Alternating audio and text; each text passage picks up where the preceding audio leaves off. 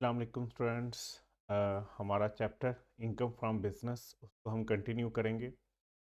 अच्छा, आज के इस लेक्चर में ना हम स्टार्ट जो करेंगे वो ये इस तरीके से करेंगे कि अगर हमारे पास कोई भी क्वेश्चन आ रहा हो जिसके अंदर हमें अकाउंटिंग प्रॉफिट गिवन हो। अच्छा, उससे हमने टैक्स का प्रॉफिट निकालना हो या इनकम फ्रॉम बिजनेस निकालनी हो जो चार्जेबल टू टैक्स है, तो उसके लिए हम क्या करेंगे।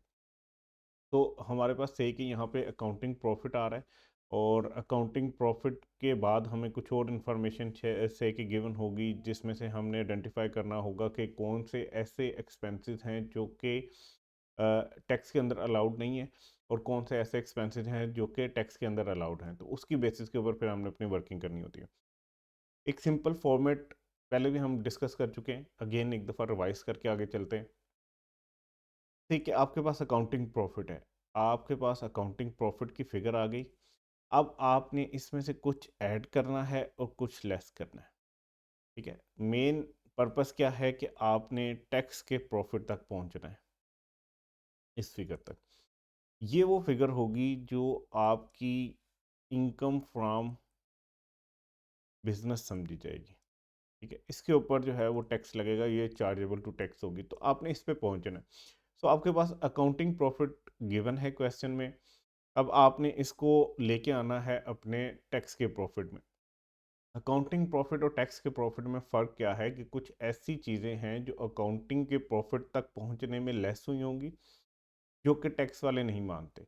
ठीक है, और फिर कुछ ऐसी चीज़ें हमें लेस करनी पड़ेंगी जो कि अकाउंटिंग प्रॉफिट में से लेस नहीं होंगी और टैक्स वाले मानते हैं। सो इसको ज़रा समझते हैं। तो हमारे पास अगर अकाउंटिंग प्रॉफिट यहाँ पे आया हुआ है, यहाँ पे एक फिगर होगी अकाउंटिंग प्रॉफिट की। तो इस प्रॉफिट तक पहुँचने के लिए अकाउंटिंग के हिसाब से सेल में से कुछ एक्सपेंसेस को लेस किया गया होगा। ठीक है, इन एक्सपेंसेस में हो सकता है कि आपको अकाउंटिंग डेप्रिसिएशन भी हो। ठीक है, अगर तो वो इसमें से लेस हुई हुई है तो जो आपके पास प्रॉफिट आ रहा है इसका मतलब ये है कि ये प्रॉफिट टैक्स के हिसाब से नहीं है, इसमें अकाउंटिंग डेप्रिसिएशन लेस हुई हुई है, तो हम इसको ऐड बैक कर देंगे। ठीक है, यहाँ पे हमने इस अकाउंटिंग प्रॉफिट में ये डेप्रिसिएशन ऐड कर दी जो कि अकाउंटिंग के मुताबिक है और टैक्स वाले इसको नहीं मानते, तो हम इसको इसमें ऐड बैक कर रहे हैं ताकि इसका इफेक्ट खत्म हो जाए इस प्रॉफिट में से। अच्छा, फिर हमें लेस क्या करना है, हमें इसमें से लेस करनी है टैक्स की डेप्रिसिएशन जो कि टैक्स वाला मानते हैं, सो हम इसमें से वो लेस कर देंगे।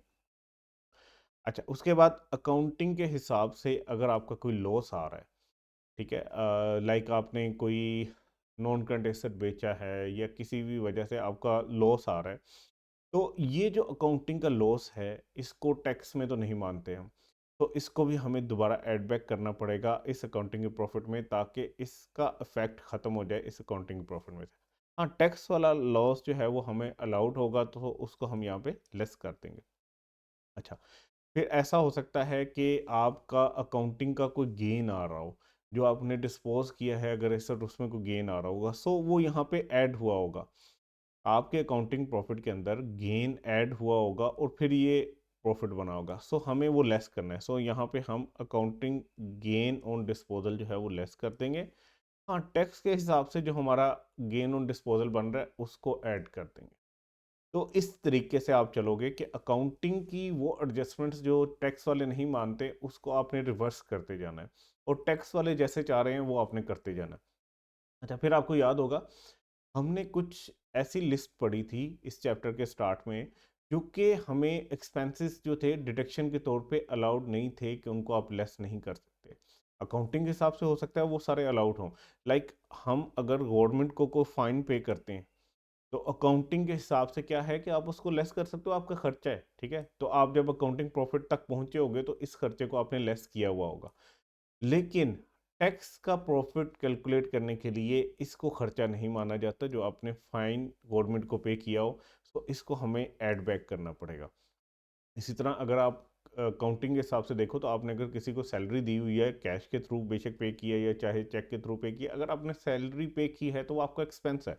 तो अकाउंटिंग के प्रॉफिट तक पहुंचने के लिए आपने अपनी सेल में से वो सैलरीज लेस की होंगी, लेकिन टैक्स वाले कहते हैं कि भाई हर वो सैलरी जो 32,000 से ऊपर हो उसको आपने कैश में नहीं देना, अगर कैश में दोगे तो वो आपको डिसअलाउड हो जाएगी, तो हमें वो ऐड बैक करनी पड़ेगी इसके अंदर। फिर अगर आपने कोई इनकम टैक्स पे किया है तो अकाउंटिंग के हिसाब से तो ठीक है भाई, आपका एक खर्चा है तो आप उसको लेस कर दो। लेकिन टैक्स के हिसाब से तो आप इनकम टैक्स जो है इसको एज एक्सपेंस जो है वो डिडक्ट नहीं कर सकते, सो इसको ऐड बैक करना पड़ेगा। इसी तरह वहाँ पे एक प्रॉपर, आपको पता है हम वो सारी डिटेल में लिस्ट पढ़ चुके हैं, जो एक्सपेंसेस जो हैं वो अलाउड नहीं है एज डिडक्शन, उन सबको हमें ऐड बैक करना पड़ेगा। तो सिंपल एक आपको चीज़ याद रखनी है, अकाउंटिंग प्रॉफिट से जब आप चलोगे तो वो सारे खर्चे जो आपको अलाउड नहीं हैं टैक्स में, उन सबको ऐड बैक कर देना है इसके अंदर, यहाँ पे हम ऐड कर देंगे। ठीक है? वो सारे खर्चे जो अकाउंटिंग में आप नहीं ले रहे लेकिन टैक्स में अलाउड हैं उनको लेस कर दो। अच्छा, फिर उसके बाद अगर कोई गेन अकाउंटिंग के हिसाब से है जो आपका टैक्स में चार्जेबल नहीं है, तो उसको इसमें से लेस कर दो। हाँ, वो गेन जो आपका टैक्स के हिसाब से चार्जेबल है उसको इसमें ऐड कर दो। तो इस तरीके से आपने वर्किंग करनी है और आप पहुंच जाओगे अपने इनकम फ्रॉम बिजनेस की जो है ना वो फिगर के ऊपर। एक क्वेश्चन करते हैं, अभी हम बेसिक्स स्टार्ट करेंगे इंशाल्लाह, आहिस्ता आहिस्ता जो है ना इसको इम्प्रूव करते जाएंगे। सो बेसिक से स्टार्ट करते हैं। Mister Asim has provided the following data for tax year 2021। ठीक है, उसने आपको टैक्स ईयर 2021 से रिलेटेड जो है वो डाटा प्रोवाइड किया। इसमें उसने आपको क्या दिया है कि अकाउंटिंग प्रॉफिट एंड लॉस की डिटेल दी है। उसने कहा भाई मेरा अकाउंटिंग का प्रॉफिट जो भी निकला है ना वो इतना निकला है और इस तरह से निकला है। मतलब वो कहता है मेरी सेल 200 की थी, कॉस्ट ऑफ सेल 120 की थी, तो मेरा ग्रॉस प्रॉफिट 80 का आ गया। इसमें से मैंने सैलरीज पे कर दी हैं 15 की, 5 की मेरी डेप्रिसिएशन है। ये कौन सी डेप्रिसिएशन होगी? अकाउंटिंग की डेप्रिसिएशन होगी। ठीक है, तो कहता है मैंने पेनल्टी पे की है गवर्नमेंट को। अच्छा, उसके बाद रिपेयर एक्सपेंसेस हैं 17 के, वो इसने किए हैं। फिर लॉस हुआ है उसको सेल ऑफ बिल्डिंग के ऊपर, वो है। फिर अदर इनकम उसको डिस्काउंट रिसीव हुआ है, और गेन हुआ है उसको सेल ऑफ फर्नीचर पे, वो उसने ऐड किया, तो वो यहाँ पे पहुँच गया। ये उसका अकाउंटिंग प्रॉफिट है बिफोर टैक्स। हमें कुछ मिस्टर आसिम ने एडिशनल इन्फॉर्मेशन दी है। लाइक वो कह रहा है कि मेरा जो टैक्स की डेप्रिसिएशन है वो 7 रुपये की है। यहाँ पे उसने डेप्रिसिएशन 5 रुपये की लेस की है, ये अकाउंटिंग की डेप्रिसिएशन थी। वो कहता है टैक्स की मेरी डेप्रिसिएशन 7 रुपये की बन रही है। मुझे जो बिल्डिंग का लॉस हुआ है, अकाउंटिंग के हिसाब से बिल्डिंग पे लॉस हुआ है उसको 4 रुपये का, टैक्स के हिसाब से वो लॉस है 12 रुपये का।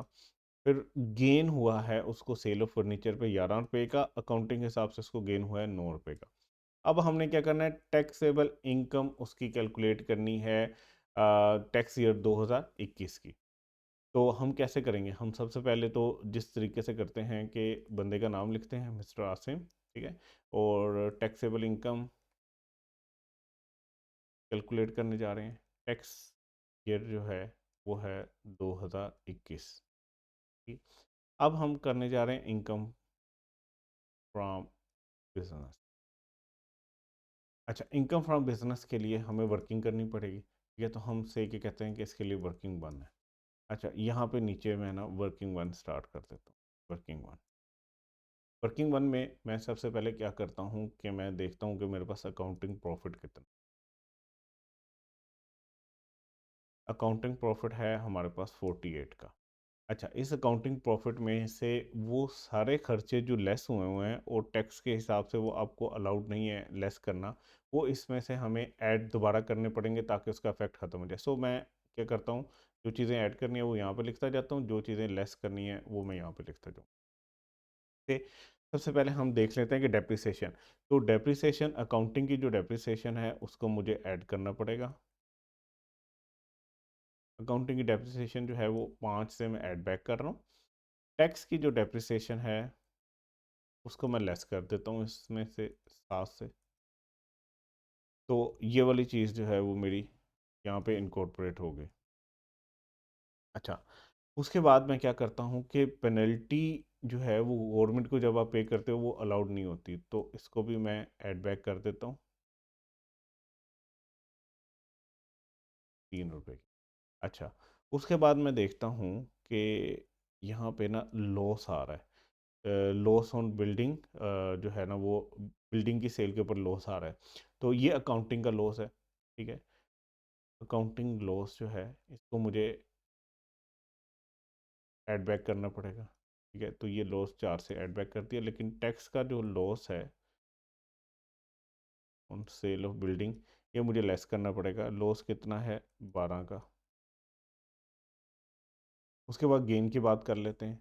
तो गेन यहाँ पे ऐड हुआ होगा, gain on sale of furniture accounting के हिसाब से ऐड हुआ होगा, उसको यहाँ पे लेस करना है। तो अकाउंटिंग का जो गेन है, अकाउंटिंग गेन जो है इसको लेस करना है। वो कितने से था? 9 से था। और जो टैक्स का गेन है वो ऐड करना है, टैक्स गेन, ठीक है, 11 से ऐड करना है। तो अब आपके पास जो है ना वो आ जाएगी आपकी इनकम फ्रॉम बिजनेस।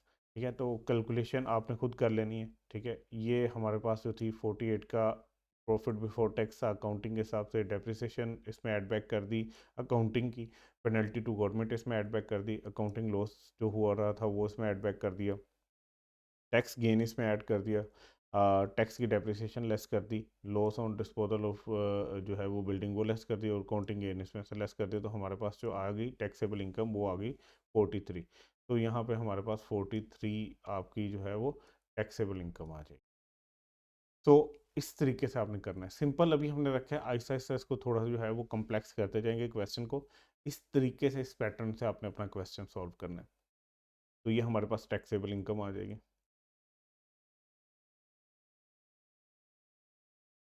आगे चलते हैं। अच्छा, अब हम अभी तक जो चीज़ें कवर कर चुके हैं ना, उसमें हमने डेप्रिसिएशन जो कि स्पेसिफिक सेक्शन थे डेप्रिसिएशन से रिलेटेड वो कवर कर लिए, और अमोर्टाइजेशन से रिलेटेड स्पेसिफिक सेक्शंस जो हैं वो कवर कर लिए।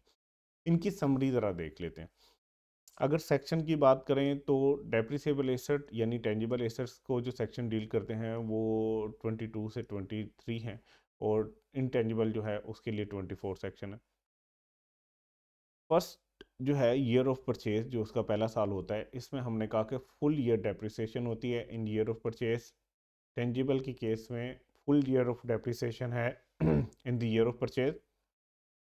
और अमोर्टाइजेशन के केस में क्या है कि डेप्रिसिएशन तो है लेकिन बेस्ड ऑन डेज है, यानी टाइम फ्रिक्शन के हिसाब से, डेज के हिसाब से आपने लगानी है। यहाँ पे ऐसा कुछ नहीं है टेंजिबल के केस में। इंटेंजिबल के केस में आपने डेज के हिसाब से टाइम फ्रिक्शन लगानी है पहले ईयर में। ईयर ऑफ डिस्पोजल की बात करें तो no depreciation in year of sale. ठीक है, ईयर ऑफ सेल जो है इसमें आपकी कोई डेप्रिसिएशन नहीं होती। और सेम इसी तरह अमोर्टाइजेशन के बारे में भी यही है कि जिस साल आप बेचोगे उस साल कोई अमोर्टाइजेशन नहीं हो। तो अभी तक अगर हम फ़र्क देखें तो इन दोनों में, डेप्रिसिएबल एसेट और इंटेंजिबल्स के अंदर जो है वो ये फ़र्क है कि फर्स्ट ईयर ऑफ परचेज की बात करें तो इसमें फुल ईयर डेप्रिसिएशन चार्ज होती है, जबकि इंटेंजिबल्स में डेज की बेसिस के ऊपर होती है। मेथड ऑफ डेप्रिसिएशन की, अमोर्टाइजेशन की बात करें तो जो टेंजिबल या डेप्रिसिएबल एसेट्स हैं इनके लिए जो डेप्रिसिएशन का मेथड है वो डब्ल्यूडीवी है, और इंटेंजिबल्स के लिए क्या है? Straight line method. और हम हमेशा इग्नोर करेंगे रेजिडुअल वैल्यू। रेजिडुअल वैल्यू को हमने कभी कंसिडर नहीं करना, इवन क्वेश्चन में गिवन भी हो। क्योंकि हम जब स्ट्रेट लाइन मेथड फॉलो करते हैं ना अकाउंटिंग के हिसाब से, तो उसमें हम कॉस्ट माइनस रेजिडुअल वैल्यू लेके और फिर उसको यूजफुल लाइफ पे डिवाइड करते हैं। लेकिन टैक्स में आपने याद रखना है कि इंटेंजिबल के केस में है तो स्ट्रेट लाइन, लेकिन इसमें रेजिडुअल वैल्यू को आपने कभी भी कैलकुलेशन में नहीं लेना। तो यहाँ पे रिड्यूसिंग बैलेंस मेथड है टेंजिबल के केस में, और इंटेंजिबल के केस में जो है वो स्ट्रेट लाइन है। इनिशियल अलाउंस की बात करें तो इनिशियल अलाउंस बिल्कुल टेंजिबल एसेट्स या डेप्रिसिएबल एसेट जो एलिजिबल है उनके ऊपर इनिशियल अलाउंस मिलता है 25%। ठीक है, उसके बाद इस पे हमने कह दिया था कि कंप्यूटर पे मिलता है। न्यू प्लांट अगर आपने पाकिस्तान में ख़रीदा है, या न्यू या ओल्ड प्लांट आपने पाकिस्तान के बाहर से ख़रीदा है, तो उसके ऊपर आपको 25% मिला करेगा। लेकिन ऐसा कोई कॉन्सेप्ट नहीं है इंटेंजिबल की केस। अच्छा, कैलकुलेशन की बात करें तो कैलकुलेशन गेन और लॉस पे जो डिस्पोजल पे होती है तो उस पर 4 एक्सेप्शंस थी, इसमें एक एक्सेप्शन थी। अब ज़रा हम डिस्पोजल की ये एक्सेप्शंस जो है इनकी बात कर लेते हैं। ठीक है, पहले हम टेंजिबल एसेट्स की बात कर लेते हैं, जिसका हमने कहा कि 4 एक्सेप्शंस हैं जब डिस्पोजल की बात आती है किसी भी टेंजिबल एसेट की, तो 4 एक्सेप्शंस आपके पास आती हैं।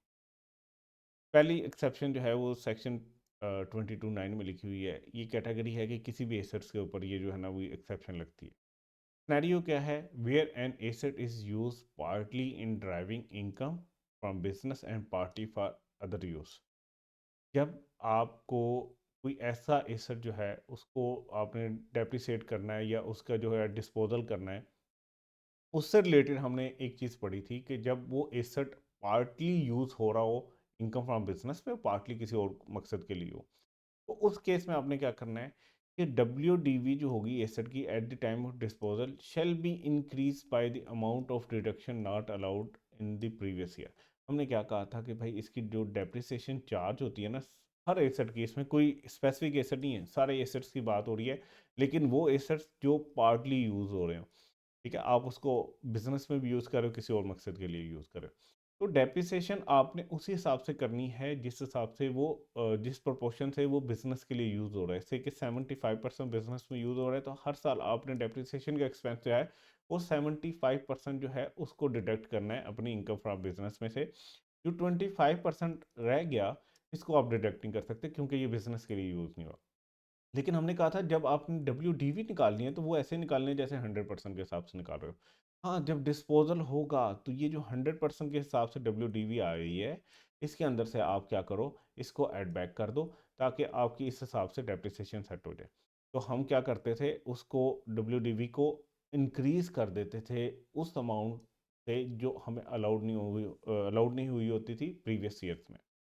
अच्छा, उसके बाद फिर एक और एक्सेप्शन थी आपके डिस्पोजल के ऊपर, जो कि थी सेक्शन 22(13)(a) के अंदर। इसमें हम कहते थे कि एक्सपेंसिव कार्स, यानी कि वो वाली पैसेंजर व्हीकल जो नॉट अप्लाइंग फॉर हायर है और जिनकी कीमत जो है वो 7.5 मिलियन से ऊपर चली जाती है, तो उस केस में हम क्या करते थे कि उसकी कॉस्ट को हम रिस्ट्रिक्ट कर देते थे 7.5 मिलियन। अब जब इसका डिस्पोजल होता था तो हम कहते थे कि जो भी कंसिडरेशन मिल रही है ना आपको डिस्पोजल के ऊपर, क्योंकि आपने गाड़ी महंगी खरीदी हुई थी, एक्चुअल में वो आपकी एक्सपेंसिव कार थी, तो उस हिसाब से आपको कंसिडरेशन भी ज़्यादा मिल रही होगी, लेकिन आपने क्योंकि कॉस्ट रिस्ट्रिक्ट कर दी थी 7.5 मिलियन के ऊपर, तो अब आपकी जो गेन है वो ज़्यादा निकल आएगा। सो हम उसको क्या करते थे, कंसिडरेशन को कैलकुलेट करते थे, हम उसको 7.5 मिलियन के हिसाब से लेके आते थे जो भी कंसिडरेशन मिली होती। सो उसके लिए हमने फार्मूला पढ़ा था A × B/C। ए इसमें क्या होता था, अमाउंट रिसीव जो हुई आपको डिस्पोजल के टाइम पे, बी होता था 7.5 मिलियन जहाँ तक आपने रिस्ट्रिक्ट कर दिए कॉस्ट, और सी होती थी एक्चुअल कॉस्ट। ठीक है, तो ये भी हमने एक एक्सेप्शन पढ़ी थी टेंजिबल की केस में या डेप्रिसिएबल एसेट की केस में। फिर सेक्शन 22(13) का डी पॉइंट था जिसमें बिल्डिंग, ठीक है, जहाँ पे आपकी बिल्डिंग, आपकी जो टेंजिबल एसेट है उसमें जहाँ पे आपको कंसिडरेशन ज़्यादा मिल रही हो कॉस्ट से, तो उसमें हमने कहा था कि if consideration received on disposal of immovable property exceed the cost, the consideration shall be treated as cost. तो इसमें हमने क्या करना था कि आपने अपनी जो कंसिडरेशन है उसी को कॉस्ट के तौर पे ट्रीट करना था। ये कब हो रहा था, इमूवेबल प्रॉपर्टी के केस में। तो ये हमने ये भी एक्सेप्शन पढ़ी थी। उसके बाद हमने कहा था कि एक और है सेक्शन 22(14), इसमें एनी एसेट जो है आपने जब एक्सपोर्ट किया हुआ हो उसके केस में आपने क्या करना है, a person exported or transfer out of Pakistan a depreciable asset use in Pakistan, तो उसमें आपने क्या करना है, it will be assume that person has dispose of the asset for consideration equal to cost. तो अब आपने याद रखना है, जहाँ पे बिल्डिंग की कंसिडरेशन ज़्यादा आ गई उससे कॉस्ट से, तो आपने कंसिडरेशन की जगह पे जो है ना, shall be treated as cost, आपने कंसिडरेशन को कॉस्ट की जगह पे लिखना है। और यहाँ पे आपने क्या कर देना है, एक दफ़ा दोबारा पढ़ते हैं, the consideration shall be treated as cost. ठीक है, यहाँ पे बिल्डिंग के केस में आपने, क्योंकि आपकी कंसिडरेशन कॉस्ट से ज़्यादा है, तो आपने कंसिडरेशन को कॉस्ट रखना है। यहाँ पे जब आप कोई एक्सपोर्ट करते हो तो इसमें आपने क्या करना है कि जो कंसिडरेशन है उसकी जगह पे कॉस्ट को लिख देना है। सो ये दोनों सिनेरियो ज़रा आपने अच्छे से समझने हैं। बिल्डिंग के केस में आपने क्या करना है कि कंसिडरेशन को ही कॉस्ट तस्वर करना है, और एक्सपोर्ट के केस में क्या है कि कॉस्ट को उसके कंसिडरेशन तस्वर करना है। तो इसको ज़रा अच्छे से आपने क्लियर करके तो फिर क्वेश्चन सोल्व करने।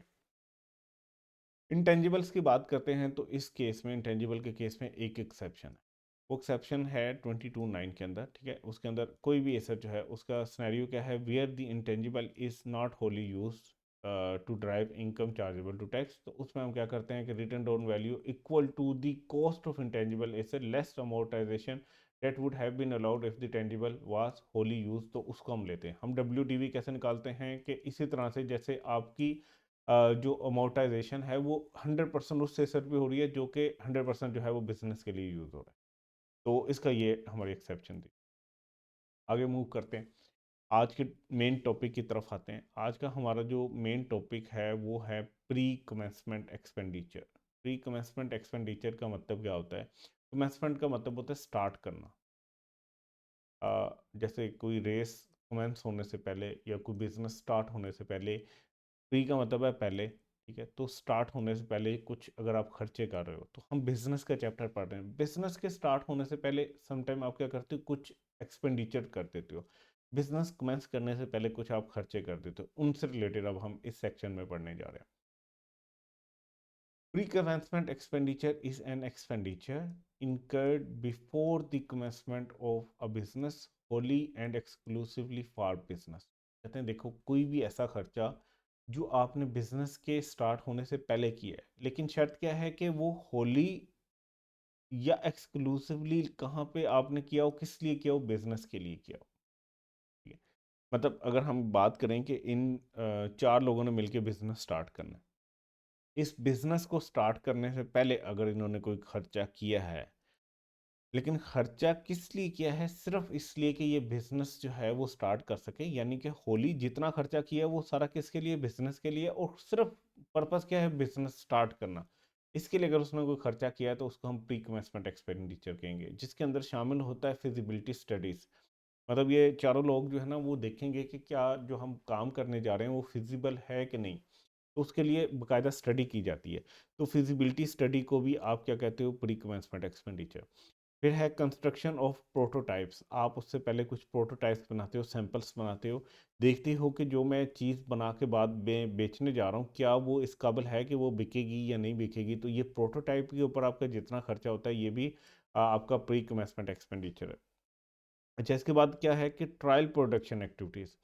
आप क्या करते हो कि स्टार्ट में बिजनेस अभी कमेंस नहीं किया, अभी आपने चीज़ें बेचना शुरू नहीं की, लेकिन आप अपनी मशीन को ट्राई कर रहे हो या अपने लेबर को ट्राई कर रहे हो कि सही तरीके से ये चीज़ बना पा रहे हैं कि नहीं, तो ये सारे खर्चे जो तीनों खर्चे हैं ये भी प्री कमेंसमेंट एक्सपेंडिचर ही समझे जाएंगे। It shall not include any expenditure for land और for asset which is depreciable और अमोर्टाइज। अच्छा, इसमें ना एक बड़ी ही जो है क्लियर इंस्ट्रक्शन दे दी गई कि भाई कोई भी ऐसा खर्चा, जैसे लैंड के ऊपर आपने खर्चा कर दिया, ये कोई भी लैंड एक्चुअली डेप्रिसिएट नहीं होती ना, तो वो डेप्रिसिएबल एसेट में नहीं आ रही थी, तो वो कहता है लैंड आपने प्री कमेंसमेंट एक्सपेंडिचर में उसको खर्चा नहीं समझना, वो आपका एसेट है। या कोई भी और लैंड के अलावा एसेट जैसे बिल्डिंग, व्हीकल, कंप्यूटर, ये सारी चीज़ें जो हमने डेप्रिसिएबल एसेट्स पढ़े, जिनके ऊपर आपने कल को डेप्रिसिएट करना है उनको, वो वाले एसेट्स जो हैं वो आपके प्री कमेंसमेंट एक्सपेंडिचर में नहीं आएंगे, ना लैंड आएगी, ना डेप्रिसिएबल एसेट आएंगे, ना ही इंटेंजिबल एसेट्स इसमें आएंगे, जिनको अमोर्टाइज करने की ज़रूरत है वो भी इसमें नहीं आएंगे। तो ये खर्चे हैं बेसिकली, ठीक है, जिनको आप प्री कमेंसमेंट एक्सपेंडिचर कह रहे हो, इसमें कोई आपका एसेट, ठीक है, चाहे वो टेंजिबल हो या इंटेंजिबल हो, वो इसमें नहीं आएगा। अच्छा, उसके बाद है a person shall be allowed a deduction for pre commencement expenditure. अच्छा, जैसे हमें डेप्रिसिएबल एसेट के लिए जो थी वो डेप्रिसिएशन की डिडक्शन मिली थी, इंटेंजिबल एसेट्स के लिए हमें अमोर्टाइजेशन की डिडक्शन मिलेगी। इसी तरह वो कहते हैं कि भाई आपको यहाँ पे भी प्री कमेंसमेंट एक्सपेंडिचर जो आपने किए हैं इनके ऊपर भी आपको एक डिडक्शन जो है वो अलाउ होगी। It shall be amortise on straight line basis, इसका मतलब है कि यहाँ पे एक किस्म का वो आपका प्री कमेंसमेंट एक्सपेंडिचर जो है, यानी कि बिजनेस कमेंस होने से पहले जो खर्चा है उसको वो एसेट की तरह टैक्स वाले ट्रीट कर रहे हैं। वो कहते हैं यार देखो, एक ही दफ़ा इसको खर्चे के तौर पे आप अपनी इनकम में से ना निकालो, इसको आहिस्ता आहिस्ता जो है ना अमोर्टाइज करते जाओ, जैसे हम इंटेंजिबल एसेट को करते हैं, वो कहते हैं इसको अमोर्टाइज करते जाओ स्ट्रेट लाइन बेसिस के ऊपर, ठीक है। और इसका जो है ना वो 20% रेट रख लो। अब 20% का मतलब यह है कि 5 साल में इस एक्सपेंडिचर को आप जो है वो एक्सपेंस आउट कर सकते हो, यानी कि एज डिडक्शन ले सकते हो 5 साल पे तोड़ के। तो प्री कमेंसमेंट एक्सपेंडिचर जो है, इसमें फिजिबिलिटी स्टडी भी है आपकी, ठीक है, फिजिबिलिटी के बाद आपने कोई प्रोटोटाइप्स बनाए हुए हैं या ट्रायल प्रोडक्शन किया, ये सारे खर्चे जो हैं इनको आप एज जो है ना वो एक किस्म का इंटेंजिबल एसेट के तौर पे आप इसको ट्रीट कर सकते हो। एक्चुअली ये इंटेंजिबल एसेट नहीं है, लेकिन आप इसको इस तरीके से ट्रीट कर सकते हो कि इसको आपने अमोर्टाइज करना है। और अमोर्टाइज कैसे करना है, स्ट्रेट लाइन बेसिस के ऊपर, और कितने सालों पे, 5 सालों पे। The total deduction allowed in the current and all previous tax years shall not exceed the expense। अब वो ये हमने पॉइंट दोनों जगह पे पढ़ा है, टेंजिबल एसेट में भी और इंटेंजिबल एसेट में भी। हमने कहा था भाई डेप्रिसिएशन जो है ना वो कभी भी डेप्रिसिएबल एसेट की कॉस्ट से ज़्यादा की डेप्रिसिएशन नहीं हो सकती। देखो, एक एसेट को आप उतना ही डेप्रिसिएट कर सकते हो जितनी उसकी मैक्सिमम वैल्यू। जरा इंटेंजिबल के केस में हमने कहा था कि एक इंटेंजिबल एसेट को आप अमोर्टाइज उसकी कॉस्ट से ज़्यादा नहीं कर सकते। सेम यहाँ पे बात हो रही है कि भाई आपकी जो टोटल डिडक्शन आपको मिलेगी ना, तो उसको आपने एक्सपेंस से ज़्यादा एक्सीड नहीं करवाना। जितना एक्सपेंस हुआ है उसी को 5 साल के ऊपर आपने क्या करना है, अमोर्टाइज करके एज डिडक्शन लेते रहे। No amortization deduction shall be allowed where full expenditure is allowed as deduction in the year of work। जो है ना occurrence occurrence कर ले या इनकरेंस, जो भी इसमें वर्ड है, मतलब वो आपको सिंपली कह रहा है जैसे हमने ये पहले भी कहा था कि डेप्रिसिएबल एसेट की अगर पहले साल सारी की सारी कॉस्ट आपको एज एक्सपेंस अलाउ होगी, एज डिडक्शन अलाउ होगी, इसी तरह इंटेंजिबल के केस में फिर आप उसको डेप्रिसिएट नहीं करोगे, वो तो पहले साल ही आपका एक्सपेंस आउट हो गया। सेम अगर आपको पहले साल ही प्री कमेंसमेंट एक्सपेंडिचर के बारे में आपको इंस्ट्रक्शन आ गई टैक्स अथॉरिटी से कि इसको पहले साल ही एक्सपेंस आउट कर लो 100%, फिर उसको अमोर्टाइज नहीं करोगे आप।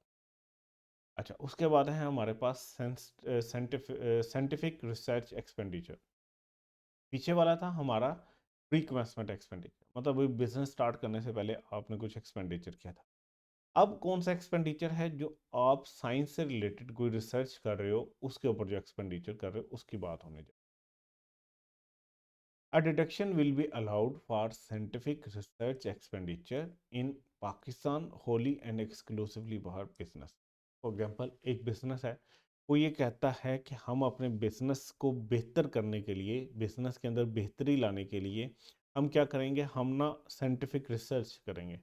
लाइक एक कोई मेडिकल से रिलेटेड बिजनेस है, कोई मेडिसिन वगैरह बनाते हैं, तो वो क्या कहते हैं हम साइंस के ऊपर जो है ना वो रिसर्च करेंगे अपने बिजनेस से रिलेटेड।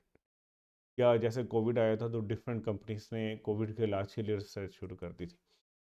तो अगर पाकिस्तान के अंदर कोई ऐसा एक्सपेंडिचर हो रहा है जो कि साइंटिफिक रिसर्च एक्सपेंडिचर है और वो किस लिए हो रहा है, Holi and exclusively for business, जैसे प्री कमेंसमेंट एक्सपेंडिचर के बारे में हमने कहा था कि खासकर खालिस्तान वो खर्चा इसलिए हो रहा है कि बिजनेस के लिए हो रहा है, तो आपको एक डिडक्शन दी जाएगी।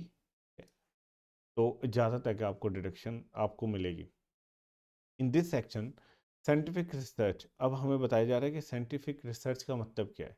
तो scientific research means any activity in Pakistan in the field of natural applied science for the development of human knowledge.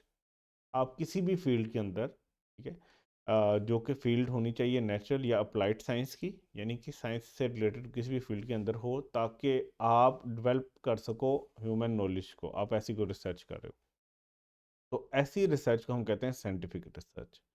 अच्छा, साइंटिफिक रिसर्च को दोबारा समझिए, ये रिसर्च की बात हो रही है, कोई भी ऐसी एक्टिविटी जो पाकिस्तान में आप करो इस फील्ड के अंदर, नेचुरल या अप्लाइड साइंस के अंदर, for development of human knowledge, जिससे इंसानों का जो है वो नॉलेज जो है वो डेवलप हो सके, तो उसको हम कहेंगे कि साइंटिफिक रिसर्च की। अब साइंटिफिक रिसर्च एक्सपेंडिचर की बात करते हैं, तो main expenditure on scientific research in Pakistan for development of business including any contribution to scientific research institution other than expenditure incurred. अब वो कहता है कि इसको ना ज़रा सम अप करके आगे चल, कहता है कि भाई ये एक्सपेंडिचर कब समझा जाएगा। साइंटिफिक रिसर्च तो समझ लिया आपने कि आप ह्यूमन नॉलेज को डेवलप करने के लिए साइंस के किसी भी फील्ड में अगर आप जो है वो कोई रिसर्च वगैरह कर रहे हो तो वो साइंटिफिक रिसर्च कहलाएगी। साइंटिफिक रिसर्च के ऊपर खर्चा कौन सा है जिसकी बात हुई है कि उसको एज डिडक्शन आपको अलाउ किया जाएगा, उसके ऊपर डिडक्शन मिलेगी, तो उसकी बात करते हैं। तो हमें कहा गया है कि अगर आपने कोई स्पेसिफिक किसी खास एरिया के ऊपर पाकिस्तान में रिसर्च की ताकि आपकी बिजनेस की डेवलपमेंट हो, जिसके अंदर शामिल क्या है, एक तो है कि आप खुद अपनी लेबोरेटरी बना लो, उसके अंदर खुद से रिसर्च करना शुरू कर दो साइंस से रिलेटेड। दूसरा ये क्या है कि आप कंट्रीब्यूशन करो कोई साइंटिफिक रिसर्च इंस्टीट्यूशन को, पहले से एक इंस्टीट्यूट बना हुआ है जो रिसर्च के ऊपर काम करता है, आप उसको पैसे दे दो कि भाई हम ये रिसर्च करवाना चाहते हैं, तो फिर भी माना जाएगा कि आपने साइंटिफिक रिसर्च एक्सपेंडिचर किया है। लेकिन इसमें एक तो देखिए, एक तो ऑप्शन है कि खुद कर लो, दूसरा कोई साइंटिफिक रिसर्च इंस्टीट्यूशन है उससे करवा लो, ठीक है। लेकिन इस एक्सपेंडिचर में ये वाले खर्चे शामिल नहीं होंगे। वो कौन से खर्चे हैं कि अगर आपने कोई डेप्रिसिएबल एसेट या इंटेंजिबल एक्वायर किया है इस अपनी जो है ना लेबोरेटरी के लिए, से कि आपने लेबॉर्ट्री के लिए ये जो ऊपर जो है वो लाइट्स वगैरह कोई लगी हुई हैं या ये मशीन्स वगैरह, ये अगर आपने परचेज़ किया तो इसका मतलब नहीं है कि आपने साइंटिफिक रिसर्च के ऊपर खर्चा किया। ये इंक्लूडेड नहीं है साइंटिफिक रिसर्च के अंदर। इन एक्विजिशन ऑफ इमूवेबल प्रॉपर्टी, आपने लैब के लिए ज़मीन खरीदी तो उसको नहीं कहना कि ये साइंटिफिक रिसर्च एक्सपेंडिचर, वो तो आपके एसेट है। ये ऊपर वाले डेप्रिसिएबल एसेट हैं सारे आपका, ये इंटेंजिबल है, कोई सॉफ्टवेयर खरीदा है रिसर्च के लिए तो ये सारे आपके एसेट हैं। इमूवेबल प्रॉपर्टी भी एसेट है, तो इनको आप साइंटिफिक रिसर्च नहीं कह सकते। या एक तीसरी चीज़ ये है कि for ascertaining the existence location of और क्वालिटी ऑफ नेचुरल डिपॉजिट, वो कहते हैं कि भाई अगर आप खुदाई वगैरह कर रहे हो किसी भी जगह पे तो ये खुदाई आपके साइंटिफिक रिसर्च नहीं है कि आप वहाँ पे देखना चाहते हो कि यार आप असर्टन करना चाहते हो क्या यहाँ पे एग्जिस्ट कर रहा है कोई नेचुरल चीज़, जैसे कोयला एग्जिस्ट कर रहा है या यहाँ पे ऑयल तो नहीं एग्जिस्ट कर रहा, तो आप खुदाई कर रहे हो एग्जिस्टेंस देखने के लिए या उसकी लोकेशन देखने के लिए या उसकी क्वालिटी देखने के लिए, तो ये भी नहीं समझा जाएगा कि आपने साइंटिफिक रिसर्च किया है। तो साइंटिफिक रिसर्च में कोई भी डेप्रिसिएबल एसेट या इंटेंजिबल के ऊपर जो खर्चा है वो नहीं आएगा, इमूवेबल प्रॉपर्टी के ऊपर खर्चा नहीं आएगा। या अगर आपने कोई नेचुरल डिपॉजिट्स को खुदाई करने के लिए देखने के लिए कि वो यहाँ पे एग्जिस्ट करता है कि नहीं करता, या उसकी लोकेशन क्या है, कहाँ पे वो एग्जिस्ट करता है, या कोई उसकी क्वालिटी को चेक करने के लिए अगर आपने कोई खर्चा किया तो वो भी साइंटिफिक रिसर्च में नहीं आएगा। अच्छा, यहाँ पे एक साइंटिफिक रिसर्च इंस्टीट्यूशन की बात हुई, तो scientific research institution means institution certified by the board of conducting research in Pakistan. मतलब पाकिस्तान में एक बोर्ड बनाया गया है जो कि रिसर्च कंडक्ट कर रहे होते हैं, उससे रिलेटेड वो सर्टिफाई कर रहा होता है। तो उससे अगर आपने सर्टिफिकेशन ले ली है किसी भी इंस्टीट्यूट ने तो वो साइंटिफिक रिसर्च इंस्टीट्यूशन कहलाएगा। तो सम अप करते हैं, इस एक्सप्लेनेशन में देखते हैं कि scientific research expenditure mean that if you did any expenditure on, आपने अगर कोई लैब की सैलरीज दी हैं, लैब के यूटिलिटीज़ बिल दिए हैं, लैब को रिपेयर किया है, कोई मटेरियल यहाँ पे यूज़ किया है या लैब का रेंट दिया है, तो ये सारे खर्चे तो आएंगे साइंटिफिक रिसर्च के अंदर। लेकिन कोई कैपिटल एक्सपेंडिचर वो नहीं अलाउ होगा, ठीक है, ना कोई खुदाई वगैरह करना अलाउ नहीं होगा। बाकी अगर आप लैब चला रहे हो, यहाँ पे ये जितना स्टाफ है इसको सैलरीज दे रहे हो, ये रिसर्च के ऊपर काम कर रहा है, आपने डॉक्टर्स हायर किए हुए हैं, साइंटिस्ट जो हैं वो हायर किए हुए हैं, तो उनके ऊपर जो खर्चा हो रहा है वो जो मटेरियल यूज़ कर रहे हैं वो आपकी साइंटिफिक रिसर्च एक्सपेंडिचर उसको कहा जाएगा। अच्छा, ये पीछे वाली तो थी साइंटिफिक रिसर्च, तो इसकी इजाज़त थी हमें, इसको आप एक्सपेंडिचर के तौर पे ले सकते हो। अब आ रहा है कि अगर आप एम्प्लॉय की ट्रेनिंग करवाओ या उसको कोई फैसिलिटीज़ दो, तो उसके बारे में क्या हमारा इनकम टैक्स ऑर्डिनेंस कहता है। A person shall be allowed a deduction for expenditure other than capital expenditure. मतलब यहाँ पे भी मना कर दिया गया कि यार कैपिटल एक्सपेंडिचर को कभी भी खर्चा ना समझो, वो तो आपका एसेट है। तो एक बंदा अगर कोई वो एक्सपेंडिचर कर रहा है लेकिन वो कैपिटल एक्सपेंडिचर नहीं है, तो उसको इजाज़त है कि वो डिडक्शन कर सके अगर वो खर्चा हुआ है इनकम फॉर एजुकेशनल इंस्टीट्यूशन और हॉस्पिटल इन पाकिस्तान, वो कोई एजुकेशन के इंस्टीट्यूट पे उसमें खर्चा किया या हॉस्पिटल जो है वो पाकिस्तान में उसके ऊपर खर्चा किया। Establish for benefit of employees और देयर डिपेंडेंट्स, जो कि बना गया था उस कंपनी या उस बिजनेस के एम्प्लॉयज़ के लिए या उन एम्प्लॉयज़ के आगे बच्चों, वाइफ और जो बाकी डिपेंडेंट्स हैं उनके लिए। तो एक बंदे को डिडक्शन अलाउड है as expenditure other than capital expenditure अगर वो हो रहा है खर्चा किस पे, एजुकेशनल इंस्टीट्यूट पे, मतलब बच्चे पढ़ रहे हैं किसी इंस्टीट्यूट में तो वहाँ पे खर्चा हो रहा है, या हॉस्पिटल में हो रहा है खर्चा, ठीक है, या उनके बच्चे बीमार हैं या खुद एम्प्लॉय बीमार है या खुद एम्प्लॉय एजुकेशन वगैरह हासिल कर रहा है, जो कि इंस्टीट्यूट्स बनाए ही इसलिए गए थे कि उससे बेनिफिट हो एम्प्लॉय और उसके डिपेंडेंट्स को, तो ये क्या कहलाएगा, ये एम्प्लॉय ट्रेनिंग एंड फैसिलिटीज़ में आएगा। इंस्टीट्यूशन इन पाकिस्तान, या कोई खर्चा हो रहा है किसी इंस्टीट्यूशन इन पाकिस्तान में for training of industrial worker, जहाँ पे इंडस्ट्री के जितने भी वर्कर्स हैं उनके ऊपर ट्रेनिंग करवाई जा रही है, recognise by federal provincial local government. देखो एक तो ये है कि आप खुद कोई एजुकेशनल इंस्टीट्यूशन बना लो या हॉस्पिटल बना लो, ठीक है, ताकि बेनिफिट हो आपके एम्प्लॉयज़ को या उसके डिपेंडेंट्स। दूसरा ये है कि कोई और इंस्टीट्यूट देखो पाकिस्तान का जो कि रिकग्नाइज्ड हो, कहाँ से, फेडरल गवर्नमेंट से, प्रोविंशियल गवर्नमेंट से या लोकल गवर्नमेंट से, और वहाँ से आप अपने इंडस्ट्रियल वर्कर्स की ट्रेनिंग करवा लो, तो ये खर्चा भी क्या कहलाएगा, एम्प्लॉय ट्रेनिंग एंड फैसिलिटीज़। अच्छा, the training of a citizen of Pakistan in connection with scheme approved by the board, या आपने कहीं और से भी ट्रेनिंग करवा ली है लेकिन जो स्कीम है वो अप्रूव कर दी है बोर्ड ने, तो वो भी यही समझा जाएगा कि employ training training and facility में आ जाएगा।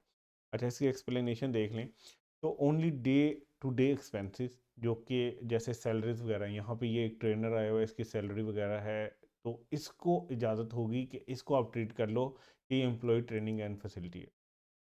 लेकिन कोई भी कैपिटल एक्सपेंडिचर, यानी कि आपने अगर स्कूल की बिल्डिंग बना दी, कॉलेज की बिल्डिंग बना दी या हॉस्पिटल की बिल्डिंग बना दी है, तो ये अलाउड नहीं है एक्सपेंस के तौर पे।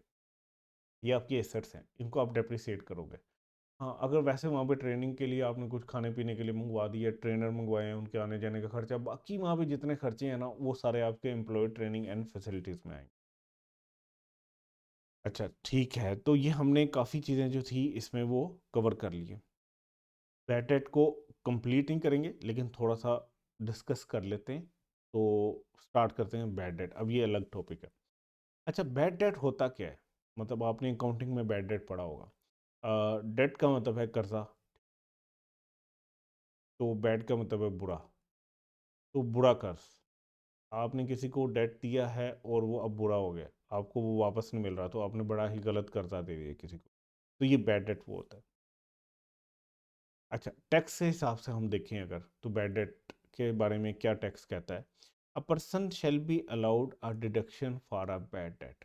तब इसका मतलब है कि टैक्स वाले जो बैड डेट का एक्सपेंस है ना, उसको मान रहे हैं। A person shall be allowed a deduction for bad debt in a tax year if following conditions are satisfied. उसको बैड डेट को एज एक्सपेंस लेने की इजाज़त है अगर कुछ कंडीशंस पूरी हो जाए। पहली कंडीशन क्या है? The debt was previously included in the person's income from the business. ये जो डेट था, ये प्रीवियसली जो है ना वो इंक्लूड होना चाहिए उस बंदे की इनकम में। For a money lent by financial institution in driving income from business, या ये डेट रिलेट कर रहा हो किसी फाइनेंशियल इंस्टीट्यूशन से जो कि इनकम फ्रॉम बिजनेस कमा रहा हो। अब ज़रा इसको समझना है। फॉर एग्जांपल, दो तरह के बिजनेस ले लेते हैं। ये बिजनेस जो है, ये है सेल का, यानी कि ट्रेडिंग बिजनेस। अच्छा, ट्रेडिंग बिजनेस जब कोई सेल करता होगा उधार पे, डेट तभी बनेगा ना, बैड डेट तभी होगा जब उधार पे सेल होगी। तो ये क्या एंट्री करता होगा? ये करता होगा डेटर डेबिट, ठीक है, और सेल क्रेडिट। इसका मतलब ये है कि ये सेल जो है, जब इसने ये रिकॉर्ड की, तो ये सेल इसकी इनकम थी। इसमें ये डेबिट जो था ना, वो डेटर हुआ हुआ था। ठीक है, इसने ये 100 रुपये की सेल की, ठीक है, 100 रुपये की सेल की, 100 से ही डेटर इसने जो है वो अपना जो है वो रिकग्नाइज कर लिया या रिकॉर्ड कर लिया। ये वो बंदा डेटर जो कर्जा लेके जा रहा है, कर्जे का बोझ लेके जा रहा है, ये आपका डेटर था। तो आपने जब सेल हुई तो आपने क्या किया कि डेटर डेबिट कर लिया, सेल क्रेडिट कर ली। अब कुछ अरसे बाद, ये 1 साल था, से कि टैक्स ईयर 2023 के अंदर आपने ये सेल रिकॉर्ड कर ली, तो ये आपकी इनकम का पार्ट बन गया डेट, जो आपने किसी को उधार पे दिया हुआ है। ठीक है, चीज़ों के बदले में आपने उससे पैसे लेने हैं।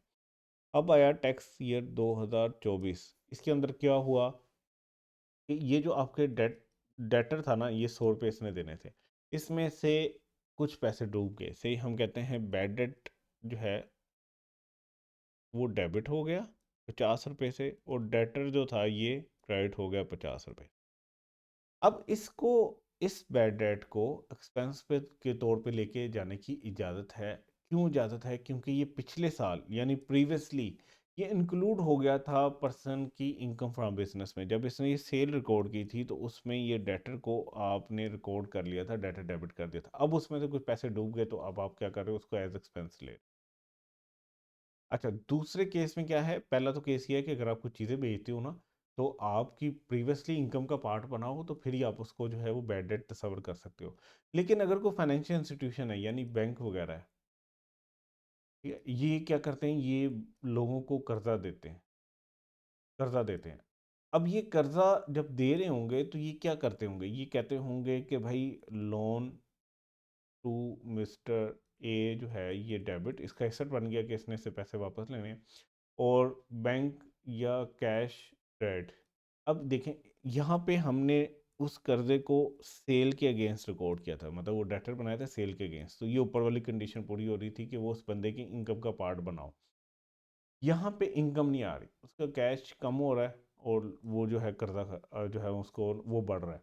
कल को अगर ये बैड डेट हो जाता है, तो बैड डेट डेबिट कर देगा ये, और लोन जो इसने रिकॉर्ड किया हुआ था इसको क्रेडिट कर देगा। अब यहाँ पे ये कंडीशन पूरी नहीं हुई, लेकिन उस बंदे का काम ही यही है कि कर्जा देना। इनका काम क्या था, चीज़ें बेचना, तो उधार पे बेच रहा था, पैसे डूब गए तो उसको बैड डेट का।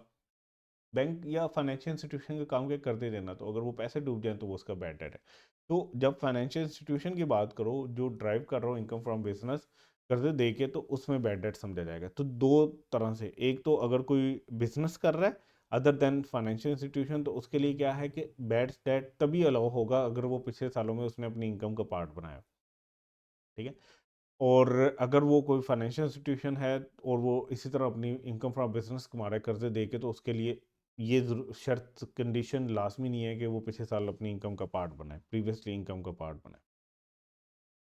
The debt or part of debt is written off in the accounts of the person in the tax year. तो पहली, शायद ज़रा दोबारा देखिए, पहली शर्त थी डेट के बारे में कि यार या तो वो डेट जो है वो प्रीवियसली इनकम में ऐड हुआ हो, या वो आप फाइनेंशियल इंस्टीट्यूशन हो और आपका काम ही क्या हो, कर्जे देना हो।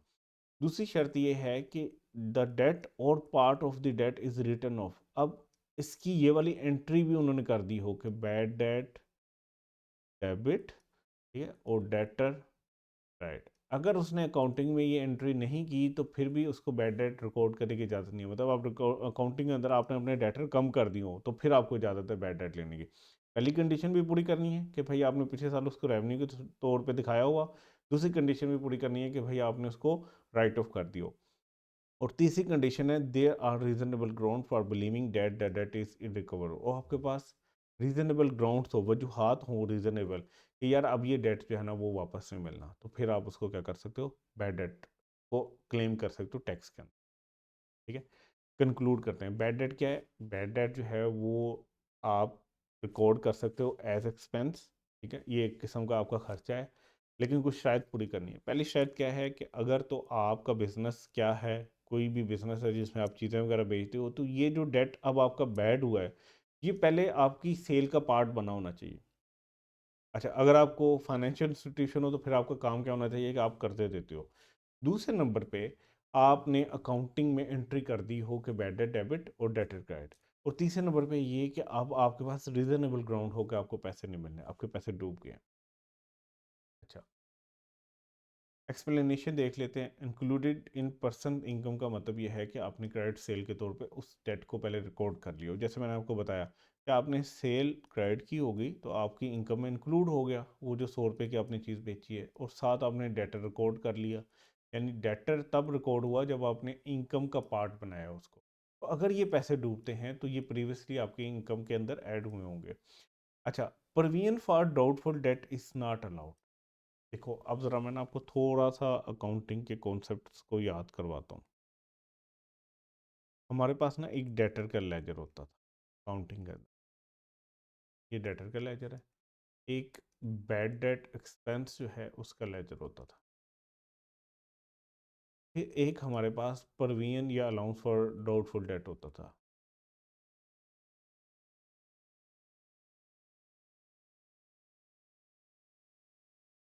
ठीक है, ये अकाउंटिंग की मैं बात कर रहा हूँ, ये अकाउंटिंग के हिसाब से। देखिए मेरे पास ओपनिंग डेटर थे 500 के। बैड डेट तो एक्सपेंस है ना, बैड डेट एक्सपेंस है, इसका तो ओपनिंग होता नहीं है। प्रोविजन फॉर डाउटफुल डेट जो है ना, मैं कहता हूँ कि इससे मेरे पास ओपनिंग आ रहा था 50 रुपये। अब ड्यूरिंग द ईयर आपके पैसे डूबे तो आप क्या एंट्री करते हो, आप कहते हो बैड डेट डेबिट और डेटर क्रेडिट। ठीक है, तो आप से कि इसमें से 100 रुपये आपका डूब गया, तो बैड डेट एक्सपेंस जो है वो आपका डेबिट हुआ होगा, डेटर क्रेडिट हुआ होगा।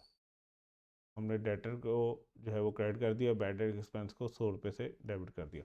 तो एक तो एंट्री ये होती है बैड डेट की, यानी कि बैड डेट के लेजर में एक तो एंट्री ये आ रही होती है कि डेटर की वजह से डेटर कम हो रहा होता है, बैड डेट ज़्यादा हो रहा होता है। एक तो ये एंट्री। फिर उसके बाद हम से के कहते हैं क्लोजिंग जो बैलेंस है वो 400 है, और आपका क्लोजिंग जो है डाउटफुल डेट का बैलेंस जो है वो 100 रुपया हो गया। अब ये जो डिफरेंस होता है ना, यहाँ पे 50 का डिफरेंस है, ये इसकी एंट्री क्या होती है, इसकी एंट्री होती है बैड डेट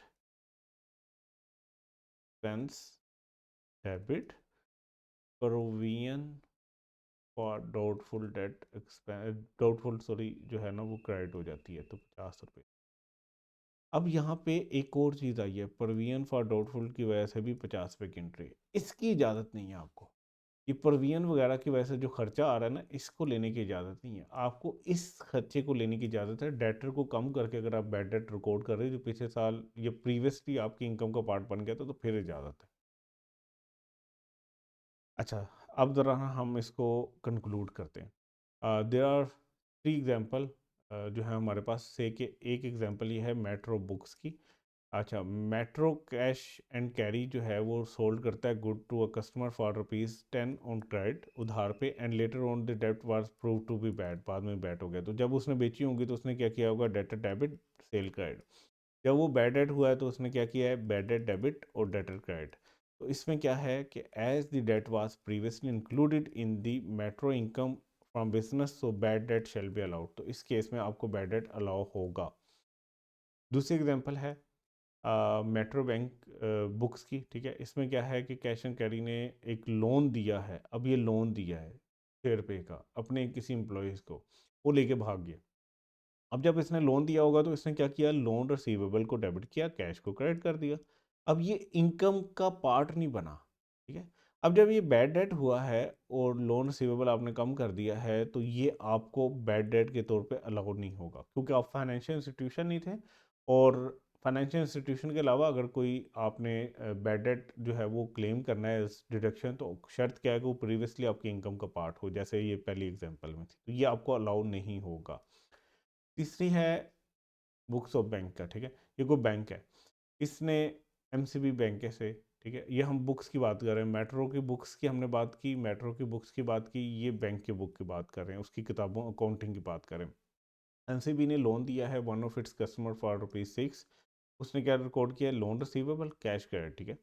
वो बैड डेट हो गया तो बैड डेट डेबिट कर दिया, लोन जो है वो क्रेडिट कर दिया। तो ये डिडक्शन के तौर पे अलाउ होगा, क्योंकि ये फाइनेंशियल इंस्टीट्यूशन था और हमने ये उसकी रिक्वायरमेंट में पढ़ा था कि फाइनेंशियल इंस्टीट्यूशन के केस में ये ज़रूरी नहीं है कि आप उसको इनकम का पार्ट बनाओ। तो ये आपको इजाज़त होगी एज डिडक्शन के तौर पे लेने की।